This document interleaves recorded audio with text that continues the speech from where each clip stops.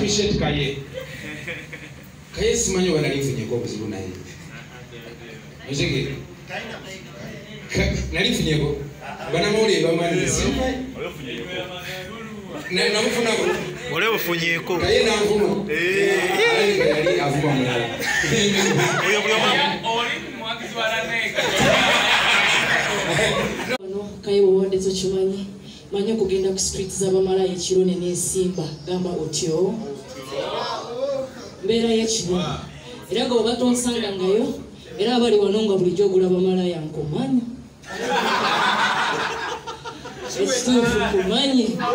Kubanga mbeerayo nga n'esimbye. Naye ng'ekintwalayo ne Vixen kiwulire. Abaana bano bannumira ddala ku mutima. Oba waliyo girl child asinga okunuma mu nsi. Ye muwala ali forced okola ekintu kyonna olw'ensimbi. Kubanga Yesu akola ki? Abimalanga.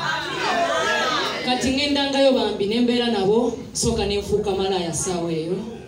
Nembeera nabo naye nga tuddibye leero tuddibye kitegeera biganye leero biganye. Ne tunyumya emboozi ez'enjawulo. Naye ojja kiwunzikira nga nze mwaleetedde Yesu. Bwe zibanga ssente ze zamuleesa abamu nzibawa. Emuga atuddeeyo ewaka. Tukoze tutya? Tukivuddemu tutya? Abasinga tebaagala. Abaana abasajja abaleseewo abaana ne mulekera abakyala obuvunaanyizibwa. Nsabidde abakyala abo omukisa gwali badde ogw'omwe gubeere gw'abakyala. Kuba mwe mubasindika ku street ezo bambi. Mwe mubasindika ku mbeera ey'enjawulo eyo. Era ne Vixen ebbanga liiseewo ddene. We were inspired by Levi Nation.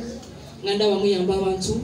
Mukola kine tugamba naffe nga Team Lena Price. Katukolewo ekintu ekiyamba abantu ng'abo ababeera forced okugenda okunoonya ssente nga tebeeyagalidde wabula nga mbeera okitegeera nga mbeera ye batumayo muwulira bulungi. So abantu abo mbeerayo ku street ne mbayamba nenzigyayo omukuuma naye bali abantu bagezi bali abantu baagala ssente bategera lulimi lumu ssente. Kati nga nze kunga bannayuganda ntandisewo campaign let's help those people. Yeah. Erano kufana olwaleero. JB, thank you for everything. We are launching officially a foundation called Restaurants to help those people. We are launching the restaurants, Banyika Restaurants, okuyamba abantu abo. Era wendi banaye munoonye kubanga sikyaddayo katike muntegedde nti yenze sikyakomyeyo kubanga nzigira mu bikumba byange ebya bulijjo gye buwunzikira biba birala. Nenamba jembawa bulijjo jembawa ngenda gikyusa mbawo endala munoonye ku Lena Price UG handles zange zonna. Team Lena Price weri bayamba weri baagala ababaana bwe mulaba bona owe bali okubaagala n'okubazaamu amaanyi. Eno mu Yesu bisoboka bananga osobola okubeera awatali mu ssente ya musajja. Gampunzika waliwo omukyala gwenjagala neegateko. Omukyala oyo bannamawulire mu muvambire sasobodde kumuhavinga ku mukolo guno ne naalyagadde nga yasala ne Vixen cake. Njagala ngende ne Bad Black buli wamu okugyayo abaana ekitegeera kuba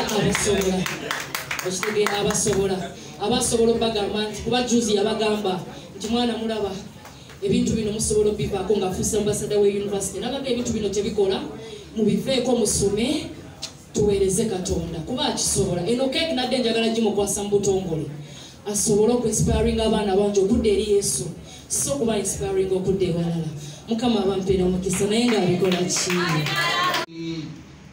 Kati kyenasinga okwagalako erinnya omutinedda waliwo charity gye twaliko. Charity ya ono muganda Bebekulu ono yali omweru yali akolagana ne Raneke ekyankala na mwama era Raneke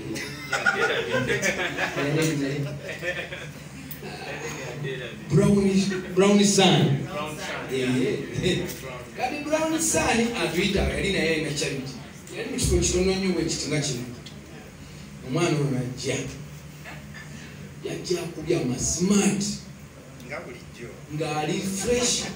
Kati bamuwa okwogera nze kino ekyansanyusa by the way if you didn't know yagamba bampita Lena Price omukigo omukyajinge nazze ntudde.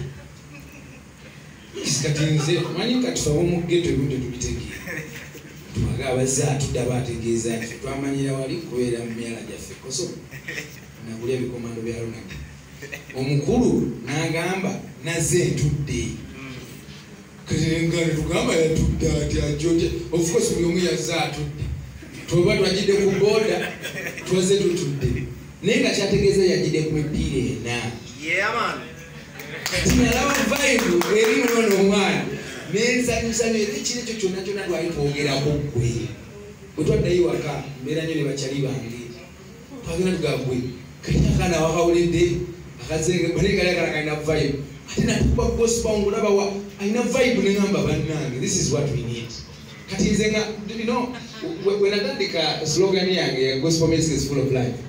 These are one of the people who inspired me nga ndaba alina vibe. Yes. Look, we know so Kamandu Nigeria, on the skinny, yes, makeup, was smiling a roll of a never manager when I have a whereas I not mechanical. Look at price I need a cartoon. Oh no. And answer of one of the okay, so Tabate. By me, my gospel move in you.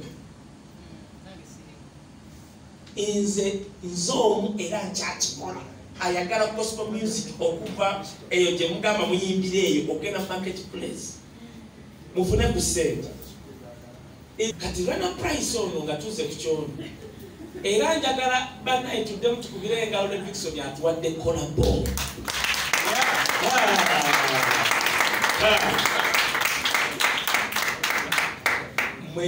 ekyo mulina kyogerako mu lunaku n'okitimba ku mitimbagano nze kibaire Vixen tajja kwekuba naye manye nga ne Vixen balina zi management asobola okutendeka kati management bagyebuzizaako nnyo tulindeko emyaka ebiri kati mutuyambe mukwano gwange gyoyerera mukiwandiikeko kolabu ejja mu January ejja kubanga ono muyiiya atulabutumiza simanyi vaibune erinja banaye mutuyambe mukisunde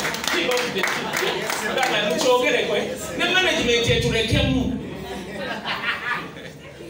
abafuna management sebo ataka nabo batupe kati bako mukiwandikako mutuyambe kasa president oyogera wakulira gospel music mba manager bonna bagwa wansi wo tata kikolebwe nga wogambye ekyo kyawe ekyo basobola kugamba wewe oyogedde otendako mukono naye namwe mukisunde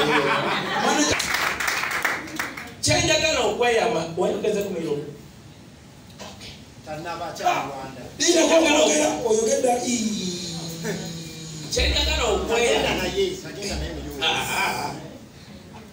omwana ono anaaba atuusizza okugenda mwiro nangamba buzidde omujagala kugenda eyo come to me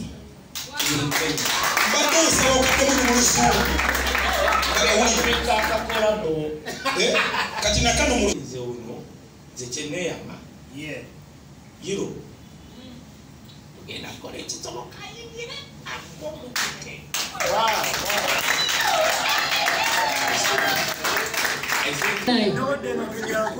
nakasemberayo ddala message eri eyo abali depressed naye ngaekikukuba nawe tokitegeera kuweereza obubaka nti Yesu akwagala Yesu abisobola bannaye abisobola okubimala era bano kino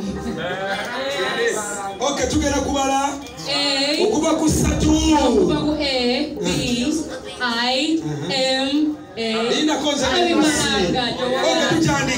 Abimalanga, the word is what we're going to read, okay? Okay. Ladies and gentlemen, with Abalia, your team leader price, we say the first letter, you say the next letter. Next letter?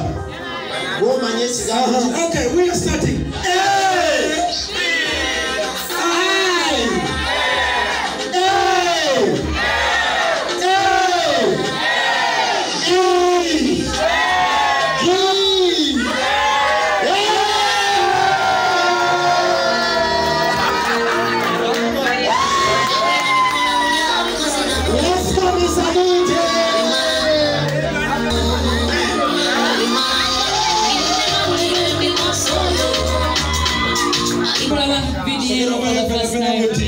Orutimba luli wano. Yes.